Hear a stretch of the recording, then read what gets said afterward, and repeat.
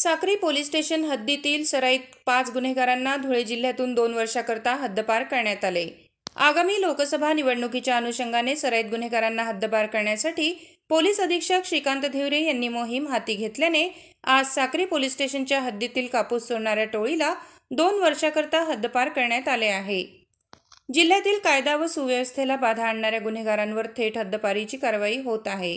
शिवाय लोकसभा निवडणुकीच्या पार्श्वभूमीवर साक्री तालुक्यातील 5 प्रस्ताव पाठवण्यात आले आहे। लवकरच त्यांच्यावर देखील हद्दपारीची कारवाई करण्यात येईल, अशी माहिती पोलीस निरीक्षक हर्षवर्धन गवळी यांनी दिली। साक्री तालुक्यात आणि धुळे ग्रामीणमध्ये शेतातून कापूस चोरीच्या घटना घडत होत्या। याबाबत धुळे व साक्री पोलीस स्टेशनमध्ये गुन्हे देखील दाखल करण्यात आले होते।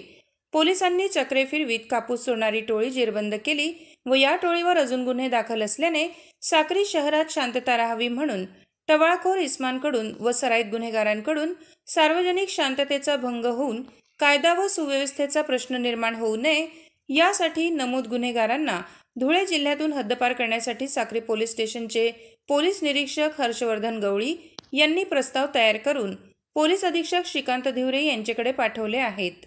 त्यापैकी पोलीस अधीक्षकांनी हद्दपार प्रस्तावाची चौकशी करून त्यांच्याकडील कापूस गँग आरोपी नामे प्रमोद सुखदेव शिवदे, दिलीप किशोर भिल, सुरेश रामलाल माळीच, जगदीश राजू माळचे, सुनील बापू मरसाळे अशांना धुळे जिल्ह्यातून 2 वर्षाकरता हद्दपार करण्याबाबत अंतिम आदेश पारित केले आहेत।